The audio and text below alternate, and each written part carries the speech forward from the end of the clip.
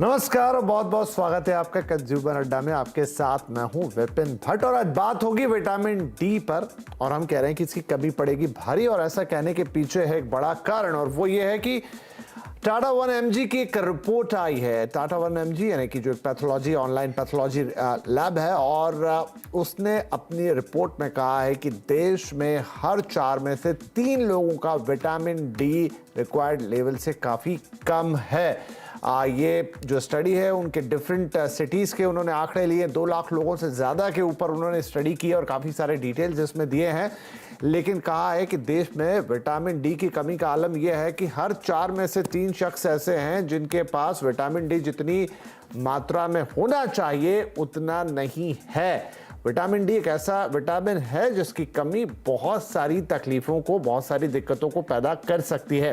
तो आज बात करेंगे इसी पर कि विटामिन डी की ये कमी आखिर इतनी ज्यादा क्यों हो रही है। हर दूसरे शख्स में विटामिन डी है, या 4 में से 3 शख्स में विटामिन डी कम क्यों निकल रहा है तो अब इसके क्या नुकसान है और इस कमी को कैसे पूरा क्या किया जा सकता है। क्या कोई प्राकृतिक तरीके हैं, धूप लेना और कुछ खान पान में बदलाव, या फिर इसके लिए फाइनली डॉक्टर के पास जाके वो जो विटामिन डी का कोर्स होता है उसमें सेशंस होते हैं, दवाइयाँ होती हैं, इंजेक्शन लगते हैं, वही लेना ज़रूरी है। ये सवाल आज एक बार फिर दोहराएंगे क्योंकि विटामिन डी जीवन के लिए बहुत ज़रूरी है। हमारे साथ कार्यक्रम में जुड़ रहे हैं all India institute of medical science के एंड्रोक्रोनोलॉजिस्ट डॉक्टर राजेश खड़गावत साहब, स्टार इमेजिंग और पैथ लैब्स के डायरेक्टर समीर भाटी साहब, और न्यूट्री हेल्थ की फाउंडर डॉक्टर शिखा शर्मा जी। आप सभी का बहुत बहुत स्वागत है। तो डॉक्टर राजेश, हम आपसे ही शुरू करते हैं। जो रिपोर्ट कह रही है वो ये कह रही है कि हर 4 में से 3 लोग ऐसे हैं जिनके विटामिन डी के लेवल जितने होने चाहिए उससे नीचे हैं। क्या बात बताती है, आखिर ऐसा क्या हो रहा है कि विटामिन डी आप इस लेवल पर हमारे देश में कमी देखी जा रही है? बिल्कुल सही कह रहे हैं आप। और ये कोई नई जानकारी नहीं है हमारे पास। पिछले 10-15 सालों से ये जानकारी अवेलेबल है। बहुत सारे अध्ययन जो हुए हैं, एम्स में भी हुए हैं, इंडिया के दूसरे हॉस्पिटल्स में भी हुए हैं, और हम उस स्टडी में जो पाया गया है वो तो इस स्टडी से भी ज्यादा है। 90% लोगों में विटामिन डी की कमी है, और इन इन सब लोगों में नवजात शिशुओं से लेके प्रेग्नेंट मदर, एल्डरली, हॉस्पिटल में काम करने वाले डॉक्टर, तो सभी में ये देखा गया है कि विटामिन डी की कमी 70 से 90% लोगों के बीच में विटामिन डी की कमी पाई गई है। उसका मुख्य कारण यह है कि सबसे बड़ा कारण जो है कि विटामिन डी हमें कहाँ से मिलता है। विटामिन डी हमें मिलता है सनलाइट से, और आज की तारीख में सनलाइट एक्सपोजर हमारा बहुत कम हो गया है। हम सवेरे जब काम करने जाते हैं तो कोई सनलाइट होती नहीं है, और जब काम करके वापस निकल रहे हैं तो उस वक्त सनलाइट जा चुकी होती है। सो हमारा सनलाइट एक्सपोजर बहुत कम हो गया है, और हमारे 80% जो विटामिन डी की कमी है वो सनलाइट से ही पूरी होती है। उसके अलावा जो दूसरे कारण है कि हाई राइज बिल्डिंग आ गई है, सनलाइट आती नहीं है, पोल्यूशन की वजह से, टेम्परेचर की वजह से हम पूरे शरीर को ढक के रखते हैं, या गर्मियों में बहुत तेज गर्मी है तो वैसे हम धूप में नहीं जाते। तो ये मुख्य कारण है कि ये विटामिन डी की कमी हमारे देश में इतनी ज्यादा है। अगर हम तुलना करें कि पश्चिमी देशों से, तो वहां तो सनलाइट और भी नहीं है, लेकिन वहां पे उनके जो खाने के पदार्थ है उनमें विटामिन डी मिला हुआ है। वहां के जूसेस में विटामिन डी है, दूध में विटामिन डी है, आटे में विटामिन डी है, चीज में विटामिन डी मिला हुआ है। सो सप्लीमेंटेशन विटामिन डी का है, सो उसकी वजह से उन्हें विटामिन डी की कमी ज्यादा नहीं होती। जी डॉक्टर साहब, ये आपने आखिरी में जो बात कही है बड़ी इंपॉर्टेंट है कि खान पान, दूध से लेके तमाम दूसरी चीजों में, या जिसे हम फोर्टिफिकेशन कहते हैं, वो जो खाद्य पदार्थों में मिलाया जाना है उसको लेकर भी बड़ी बहस चलती है देश के अंदर, उस पर आते हैं। लेकिन ये तो पता चल गया कि विटामिन डी की कमी तो है, बहुत ज्यादा कमी है, और उसके क्या कारण है वो भी हमने यहाँ पर देखे। तो समीर भाटी साहब, ये बताइए कि इस कमी को लेकर लोगों के बीच में अवेयरनेस कितनी है। देखिए आजकल ये तो हो गया कि लोग टेस्ट करा लेते हैं, ऑनलाइन टेस्ट आ गए हैं, या सब अवेयर भी हैं कि हाँ साल में 1 या 2 बार रिपोर्ट करा लेनी चाहिए, उसमें विटामिन डी भी आ गया। लेकिन क्या लोगों में अवेयरनेस भी है कि अरे भाई मेरा विटामिन डी कम निकला है? देखिए, विटामिन डी को लेकर उस तरह से अवेयरनेस तो है, पर वो उस तरह उसको उतना सीरियसली ज्यादातर नहीं लिया जाता कि विटामिन डी डेफिशिएंसी है, करा लिया तो आ गया, नहीं कराया तो उतनी आमतौर पर इसके ऊपर उस तरह से डिस्कशन होता नहीं, ना ही इसकी कोई उस तरह की हम स्क्रीनिंग्स करते हैं कि आमतौर पे कुछ हमारी गवर्नमेंट प्लानिंग है जिसमें इसको लेके कोई ऐसी स्क्रीनिंग जो होती है, और वो प्रैक्टिकली पॉसिबल भी नहीं है कि मास लेवल पे हम स्क्रीनिंग करें। अभी फिलहाल मैं आपको डेटा के अकॉर्डिंगली ये बता सकता हूँ कि जिस तरह से हम टेस्ट करते हैं, इवन पैंडेमिक के बाद भी हमारी जिस तरह से अगर हम विटामिन डी के लेवल को अगर आप कैटेगराइज करो तो मतलब एक डेफिशिएंट हो गया बहुत ही लो, इनसफिशिएंट हो गया थोड़ा कम। पर अब वो थोड़ा कम नहीं, डेफिशिएंसी वाले जो बहुत लो वाले मतलब 5, 3, 8 इस तरह के विटामिन डी लेवल्स आते हैं काफी ज्यादा। और जैसा अभी डॉक्टर साहब ने बताया, वो एक हर एज ग्रुप के अंदर इस तरह के हमें जो है डेफिशिएंट विटामिन डी लेवल्स मिल रहे हैं। और कुछ लोगों की एक अवधारणा रहती है वो विटामिन डी और कैल्शियम को लेके कंफ्यूज, क्योंकि आमतौर पर लोगों का एक ये माइंड सेट रहता है, जिस तरह से जब हम भी अवेयरनेस करते हैं, कैंप्स करते हैं कि मेरी बोन हेल्थ के लिए विटामिन डी वो समझते हैं, उस तरह से तो कैल्शियम टेस्ट कोई करा लेते हैं और उनको लगता है कि मेरा तो कैल्शियम टेस्ट ठीक है तो मतलब मेरी बोन हेल्थ तो ठीक है कैल्शियम। तो ये सब कुछ अवधारणाएं हैं। देखिए कैल्शियम, ब्लड कैल्शियम टेस्ट एक अलग चीज है, बोन्स के अंदर कैल्शियम हम ब्लड कैल्शियम से नहीं मेजर कर सकते। तो कुछ कुछ इस चीजों को लेके लोगों के अंदर अभी भी अवधारणा है, बट इस टेस्ट को लेके या विटामिन डी की डेफिशिएंसी को लेके उतने ज्यादा लोग अवेयर भी नहीं है और उतने ज्यादा उसको लेके उसको वो बहुत बड़ा कोई चिंता का विषय नहीं मानते। ठीक है, आज से हम कोशिश करेंगे कि लोगों को थोड़ी चिंता भी हो, थोड़ी अवेयरनेस भी बढ़े। डॉक्टर साहब से ये पूछेंगे। राजेश जी बताइए कि अगर विटामिन डी आपके शरीर में कम है तो पहली बात तो ये कितना खतरनाक है और फिर इससे क्या क्या डेफिशिएंसीज, क्या क्या प्रॉब्लम, किस तरह की दिक्कतें हो सकती हैं? विटामिन डी जो हम नापते हैं, खून में नापते हैं और उसमें हमें जो पता चलता है कि विटामिन डी अगर 20 नैनोग्राम पर एमएल से कम है, जो कि एक इंटरनेशनली एक्सेप्टेड कट ऑफ है, अगर इससे कम है तो हम कहते हैं कि विटामिन डी डेफिशिएंट है। हालांकि कुछ लोग 12 भी मानते हैं, बट अधिकतर लोग ये कहते हैं कि 20 से अगर कम है तो विटामिन डी डेफिशिएंसी है। विटामिन डी जरूरी है, जो मुख्य कारण है, फंक्शन है बॉडी में विटामिन डी का, ये है कि वो हमारी हड्डियों को मजबूती प्रदान करता है, वो हमारी मांसपेशियों को, मसल्स को मजबूती प्रदान करता है। और अगर लंबे टाइम तक विटामिन डी डेफिशिएंसी की कमी रहे तो शरीर में इसके दुष्प्रभाव जो मुख्यतः होते हैं वो हड्डियों पे और मांसपेशियों पे होते हैं। इसके अलावा भी कुछ और ऑर्गन्स पे भी इसके दुष्प्रभाव होते हैं, लेकिन वो बहुत ही लेट स्टेज में होते हैं। सो विटामिन डी अगर लंबे टाइम तक शरीर में कमी रहे तो हड्डियों पे और मांसपेशियों पे कमी आती है, हड्डियां कमजोर होती है और बच्चों में रिकेट्स हो जाता है, जिससे हाथ पांव टेढ़े हो जाते हैं। सो इस तरह की तकलीफ ज्यादा होती है। वो उन सब आदमियों में नहीं है जिनमें, सब इंडिविजुअल्स में नहीं है जिनमें विटामिन डी कम आता है। अगर लंबे टाइम तक विटामिन डी की कमी रहे और साथ में कैल्शियम की भी कमी रहे तो इस तरह के असर होने की संभावना ज्यादा रहती है। ये तो आपने दो मोटी बातें बताई, दो तीन, लेकिन कई लोगों को थकान महसूस होती है, कई लोगों को नींद के साथ प्रॉब्लम होती है, किसी को हेयर्स के साथ प्रॉब्लम होती है, किसी को आईज के साथ प्रॉब्लम होती है, किसी का शरीर में दर्द बना रहता है। क्या ये सब भी एसोसिएटेड है विटामिन डी से, या फिर ये एक जनरल सिर्फ एक मिसकंसेप्शन जैसी चीज ज्यादा है? कहना मुश्किल है कि ये सारी चीजें भी विटामिन डी की सिर्फ विटामिन डी की कमी की वजह से ही होती है। ये नॉर्मल एजिंग प्रोसेस है, जैसे एज बढ़ती है इस तरह की तकलीफ ज्यादा रहती है। हाँ, यह भी संभव है कि अगर विटामिन डी की कमी हो शरीर में तो जल्दी थकावट आना, कमजोरी, इस तरह की तकलीफ भी रह सकती है। और अगर इस तरह की तकलीफ विटामिन डी की कमी की वजह से है तो विटामिन डी दे के हम उसको आसानी से दूर कर सकते हैं। लेकिन इसमें दूसरे कारण बहुत ज्यादा हैं जिनकी वजह से इस तरह की तकलीफ रह सकती है। विटामिन डी उनको सप्लीमेंट कर सकता है, अगर उसकी भी कमी है तो ये चीजें थोड़ी सी और आपके लिए दिक्कतदायी होंगी, राइट? हाँ जी, ठीक है, ठीक है, ओके। शिखा जी भी जुड़ गई हमारे साथ। तो शिखा जी, विटामिन डी पे हम काफी बार बात कर चुके हैं, लेकिन वक्त वक्त पर रिपोर्ट्स आती रहती है और ये अवेयरनेस फैलाना जरूरी भी है कि भाई ये विटामिन डी अगर कम है, और डॉक्टर साहब बता ही रहे हैं कि इन दिनों धूप से हमारा नाता बिल्कुल टूट सा गया है और 80% तो जो प्राप्ति होती है वो विटामिन डी से होती है। एक इन्होंने अभी जिक्र किया कि जो विदेश है वहां पर भी धूप की, मतलब पश्चिमी देश है खासतौर पे, वहां भी धूप की कमी काफी रहती है, लेकिन जैसे उनके खानों में, खान पान में, दूध में, अन्य चीजों में विटामिन डी को मिश्रित करके वहां पर दिया जाता है, वहां पर मिलता ही ऐसा है। हमारे यहाँ भी बात चलती है इसकी, लेकिन अभी तक शायद बहुत ज्यादा उस लेवल पे काम हुआ नहीं है। क्या आपको लगता है कि वो एक तरीका हो सकता है इसकी डेफिशिएंसी को मीट करने का? देखिए, जो मेरा पर्सनल मानना है वो है कि विटामिन डी हम सब एज मेडिकल डॉक्टर्स पढ़ते हैं कि वो हमारे त्वचा में बनता है, हमारे स्किन में बनता है। यानी जब धूप हमारी त्वचा को लगती है तो वहां पे विटामिन डी बनता है। अब ये बहुत क्लियर चीज है कि ऐसी कुछ तत्व हैं हमारे पानी में जो हमारे विटामिन डी को स्टील कर रहे हैं, यानी कि जो विटामिन डी बन भी रहा है वो हमारे बोन्स को और हमारी बाकी ऑर्गन्स को नहीं मिल पा रहा है। तो कुछ रिसर्च में ये इंसिनुएट किया गया है या हाइपोथेसाइज किया गया है, हो सकता है कि जो कुछ रिवर्स ऑस्मोसिस वाले पानी होते हैं जो बिल्कुल मिनरल्स को स्ट्रिप कर देते हैं, यानी पानी में मिनरल्स का होना बहुत जरूरी है, मगर ऐसा कोई पानी जिसमें मिनरल्स जो नेचुरल होने चाहिए ना हो, उससे भी कई बार विटामिन डेफिशिएंसी कनेक्ट करी गई है।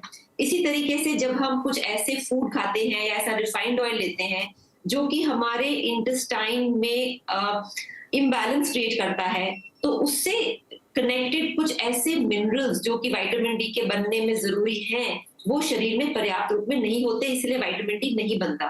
तो सिर्फ अगर आप देखिए हमारा जो देश है वो एक मतलब ऐसा देश है जहाँ पे बहुत धूप मिलती है, तो ये एक बड़ा अचंभा है कि विटामिन डी डेफिशिएंसी हमारे देश में हो।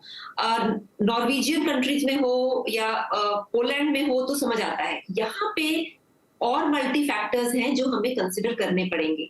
जहां तक हो ये बात कि क्या हम खाने पीने में या जिसको फोर्टिफिकेशन विद विटामिन डी कहें, वो कुछ हद तक तो हमें मदद कर सकती है, मगर वो आर्टिफिशियल है। तो यानी कुछ हद तक मदद जरूर होगी जो कि बहुत ही डेफिशिएंट लोग हैं, या कि जैसे प्रेग्नेंट महिलाएं हैं जो कि बहुत डेफिशिएंट है और बच्चों में प्रॉब्लम हो सकती है, बट वो अपने आप में पूर्ण सोल्यूशन नहीं है, ये मेरा मानना है, इट्स माय पर्सनल ओपिनियन।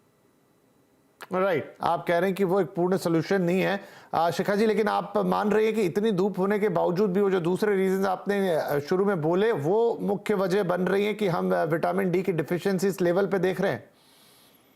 जी जरूर, बिकॉज क्या होता है ना कि बहुत आसानी से कह देना कि विटामिन डी एक सनशाइन विटामिन है, और पैराडॉक्सली कहना कि इंडिया जैसी कंट्री में जहाँ पे इतना सनशाइन है वहां डेफिशिएंसी हो रही है, तो एक साइंटिफिक माइंड क्वेश्चन करता है कि ये डेफिशिएंसी सन से नहीं है, ये कोई ऐसे तत्व है हमारे पानी में, हमारे खाने में जिसकी वजह से ये एक्सेलरेट हो रही है। लेते हैं राजेश जी, क्या आप भी इस राय से इत्तेफाक रखेंगे कि आप ठीक है? जी, मैं थोड़ा सा इससे डिफरेंस ऑफ ओपिनियन रखता हूं और इसका सीधा एग्जांपल देता हूं कि अभी हमारे एम्स नई दिल्ली में एक नई बिल्डिंग बन रही थी, और आप जानते हैं कि बिल्डिंग बनती है तो उस पे मजदूर खड़े होके धूप में घंटों काम करते हैं। तो हमने एक स्टडी की उसमें, हमारे यहाँ से डिपार्टमेंट ऑफ एंडोक्राइनोलॉजी में डॉक्टर गोस्वामी है, उन्होंने स्टडी की और उसमें देखा कि जो मजदूर छत पे खड़े रह के काम कर रहे थे, उनका जो रोज वहां पे छत पे काम करते थे उनका हमने विटामिन डी देखा, और जो नीचे डॉक्टर्स जो अंदर बैठे थे या जो मजदूर अंदर काम कर रहे थे उनमें विटामिन डी देखा, तो उनमें दोनों में बहुत ज्यादा डिफरेंस आया। जो मजदूर छत पे काम कर रहे थे उसमें विटामिन डी की कमी नहीं के बराबर मिली, लेकिन जो अंदर काम कर रहे थे या जो डॉक्टर्स काम कर रहे हैं उनमें वही 70-80% विटामिन डी डेफिशिएंसी मिली। और जहां तक ये बात है कि और कोई तत्व है, इस तरह का भी कोई साइंटिफिक एविडेंस अवेलेबल नहीं है कि रिवर्स ऑस्मोसिस की वजह से विटामिन डी कम हो रहा है। ऐसा नहीं है, रिवर्स ऑस्मोसिस मुश्किल से 1% लोगों को भी नहीं मिल रहा है हमारी पॉपुलेशन में, लेकिन जो विटामिन डी की स्टडीज आई हैं वो सिर्फ एक जगह से नहीं आई है, पूरे इंडिया से सब हॉस्पिटल से आई हैं, और सब हॉस्पिटल्स में विटामिन डी की कमी पाई गई है। और दिल्ली में एक हमने स्कूल में स्टडी की थी जहां पे हमने बच्चों को विटामिन डी फोर्टिफाइड मिल्क पिलाया था, और यह इंटरनेट पे अवेलेबल है स्टडी, और 6 महीने तक विटामिन डी का दूध पिलाने के बाद हमने देखा कि उनमें विटामिन डी 80% तक विटामिन डी की कमी थी, वो खत्म हो गई है। सो यह बिल्कुल संभव है, और यही एक तरीका है जिसमें वेस्टर्न कंट्रीज ने अपनी कंट्रीज में विटामिन डी डेफिशिएंसी को कम किया है। रिकेट्स उनकी कंट्री से ऑलमोस्ट गायब हो गया है कि उन्होंने खाने के पदार्थ में विटामिन डी मिला दिया, फोर्टिफाई कर दिया है, बहुत कम अमाउंट में जो भी खाने की चीज है उसमें मिला दिया है। अगर हम सबको ये कहें कि आप काम छोड़ के चले जाएं और सनलाइट में खड़े हो जाएं, तो वो प्रैक्टिकली पॉसिबल नहीं है। सो इसलिए अच्छा है कि हम खाने में विटामिन डी बढ़ाएं, और भारत सरकार ने इस बारे में काफी अभी प्रयत्न किए हैं। हमारा जो ऑयल आजकल आने लगा है, ऑयल में विटामिन डी मिलाया गया है, जो 1 साल से बच्चों के जो इन्फेंट सीरियल्स आते हैं उनमें विटामिन डी मिलाया गया है। और इस विटामिन डी को मिलाने से आने वाले समय में हो सकता है कि हमारा विटामिन डी लेवल इंप्रूव हो जाए। हमें जरूरत है कि हम और चीजों पे, जैसे दूध में विटामिन डी, दही में विटामिन डी, फ्रूट जूस में vitamin D.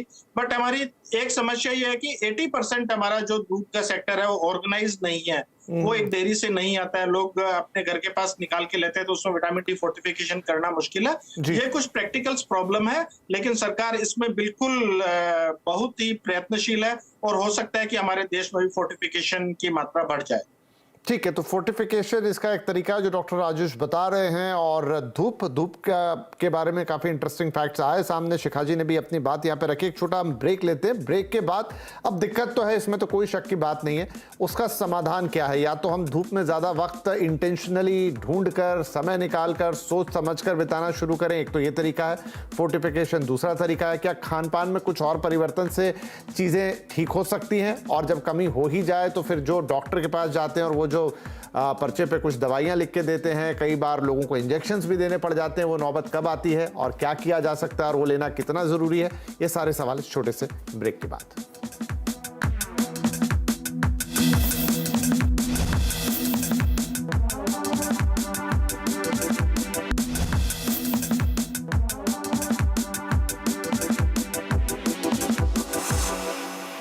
Welcome back. Vitamin D की कमी पड़ेगी भारी। टाटा वन एमजी की स्टडी में सामने आई ये बात है कि 4 में से 3 लोगों में देश के विटामिन डी काफ़ी ज़्यादा कम है। और विटामिन डी कम होने से क्या नुकसान है, उस पर ही हमारी चर्चा हो रही है। और अब चर्चा का वो हिस्सा जहां हम इसके सॉल्यूशन की तरफ जाएंगे। उससे पहले समीर साहब, अगर टेस्ट का ही है, क्या रिकमेंडेशन रहता है डॉक्टर्स की तरफ से कि साल में एक बार आप अपना ज़रूर विटामिन डी का लेवल चेक कर लें? नहीं, विटामिन डी टेस्ट इस तरह का हो गया कि आमतौर पे कोई भी किसी भी तरह की इलनेस के अंदर, इवन जब हमने कोविड के अंदर भी देखा तो उसमें आमतौर पे विटामिन डी के सप्लीमेंटेशन भी दिए जा रहे थे और विटामिन डी टेस्ट उस समय भी एडवाइस किया जा रहा था। और फिलहाल अगर हम देखें भी हमारा जो एक रूरल एरियाज के अंदर भी हम टेस्ट करते हैं और स्पेसिफिकली अर्बन एरिया में, तो अर्बन एरियाज में ज्यादातर हम देखते हैं कि विटामिन डी इनसफिशियंसी, डेफिशिएंसी ज्यादा है। रूरल एरियाज के अंदर अगर हम फिलहाल देखें तो जो अडल्ट मैन है उनके अंदर ठीक है, बट अगर स्पेसिफिकली हम फीमेल्स में देखें तो उनमें डेफिशिएंसी हमें ज्यादा मिलती है। पर ये आमतौर पे सभी तरह की इलनेस के अंदर विटामिन डी डेफिशिएंसी के लिए टेस्ट लिखे जाते हैं। जी, तो आप भी जो बात बता रहे हैं वो बिल्कुल उसी थ्योरी पे मेल खाती है कि भाई गांव में लोग थोड़ा ज़्यादा एक्सपोज होते हैं, वहाँ बड़े बिल्डिंग्स नहीं होते, सनलाइट मिल जाती है। कंपैरेटिवली महिलाएं घर में काम कर रही होती दिन भर, उनका एक्सपोजर कम होता है, तो उनमें थोड़ी डिफिशियंसी निकलती है। शिखा जी, खान पान में जहाँ तक बात है, हम रोज़मर्रा में अपने खाने में क्या चीज़ें ऐड कर सकते हैं कि किसी हद तक हमारी ये विटामिन डी की डेफिशिएंसी थोड़ी कम हो? देखिए, विटामिन डी जो है, जैसे कि आप एग्स खा रहे हैं और काफी सारे आप जैसे फूड्स खा रहे हैं, तो वो आपको अंदर से प्रोटीन देगा। जो बेस्ट सोर्सेज विटामिन डी के हैं वो basically natural sunlight on the skin ही है। लाइक फॉर एग्जांपल, जैसे आप एक छोटा सा एग्जांपल देती हूँ, जो जिनकी थायराइड लेवल्स कम है, थायराइड के सप्लीमेंट जरूर आते हैं, बट इवेंचुअली जो बॉडी थायराइड बनाता है वो नेचुरल थायराइड का रिस्पॉन्स बहुत अलग होता है। इसी तरह से जैसे इंसुलिन डेफिशिएंसी है, डायबिटिक को इंसुलिन दिया जाता है, बट वो इंसुलिन और जो ह्यूमन बॉडी इंसुलिन बनाती है उसमें बहुत अंतर है। तो आई वुड डेफिनेटली से कि जो एक healthy way of getting vitamin D है वो है कि हमें एक्सरसाइज बाहर करनी चाहिए। हमें ये एक खासकर स्कूल्स में ये मैंडेटरी करना चाहिए कि इतनी एक्सरसाइज बाहर एज पार्ट ऑफ करिकुलम होनी चाहिए। और हमें ये जो बढ़ता हुआ रोग है, विटामिन डी तो एक छोटी सी प्रॉब्लम है, सबसे बढ़ता हुआ रोग है जो कि सेडेंटरी लाइफस्टाइल की वजह से और भी एसोसिएशंस हो रहे हैं। तो मेरे कहने का मतलब है कि वन पिल फॉर एवरी इल नहीं, ये जिस प्रथा को हम फॉलो कर रहे हैं कि एक जो पेन किलर एटीट्यूड हमारा हो गया कि हर चीज एक दवाई के रूप में हमें खानी है, उससे हटके हमें प्रिवेंटिव हेल्थ केयर पे मूव करना है, जहाँ पे एक्सरसाइज, लाइफस्टाइल, सनशाइन, उसकी तरफ जाना है। बिकॉज सिर्फ विटामिन डी को ठीक करके बाकी सारी बीमारियां ठीक नहीं होंगी। तो लाइफस्टाइल और न्यूट्रिशन में अगर हम जाएं, इसके अंदर आप प्रोटीन सोर्सेज ले रहे हैं, जैसे कि मैंने कहा आपको, जैसे वेजिटेरियन सोर्सेज में पनीर है, टोफू है, सोया है, और जो एग्स वगैरह खाते हैं, बट वो अपने आप विटामिन डी इतना नहीं देगा जो आपकी बॉडी खुद बनाएगी ड्यू टू सनशाइन। बिल्कुल। तो डॉक्टर साहब, दो सवाल हैं, क्विकली अगर आप इन्हें जल्दी से जल्दी बता पाए, क्योंकि समय ऑलमोस्ट मेरा खत्म हो गया, कि अगर सन का ही एक्सपोजर लेना है तो किस वक्त और कितना, एंड सेकेंडली कि जब निकल ही गया कि आपका विटामिन डी बहुत कम है तो किस वक्त आप डॉक्टर के पास जाएं और उनसे फिर जो सेशेज हैं या जो भी आप लोग लिख के देते हैं समटाइम इंजेक्शंस, वो कब ले लेने चाहिए? बहुत अच्छा सवाल है कि कितना सनलाइट एक्सपोजर हो। अगर हम हमारे दोनों हाथ और चेहरा अगर कंटिन्यूस आधा घंटा हम एक्सपोज रखें सनलाइट के बीच में, सो हमें उस दिन से उतना विटामिन डी मिल जाएगा जिससे हमारा उस दिन का काम चल जाए। और इसमें यहाँ और बताना चाहूंगा कि ये धूप में एक्सपोज हमें तभी होना है जब धूप इतनी इफेक्टिव हो। अगर हम सर्दियों की बात करें तो 11 बजे से लेकर 4 बजे के बीच में हम इतनी तेज धूप होती है जिससे रहें। और अगर गर्मियों की बात करें तो गर्मियों में 8-9 बजे से लेकर 5 बजे तक भी धूप ऐसी रहती है जिससे हमको विटामिन डी बन सकता है।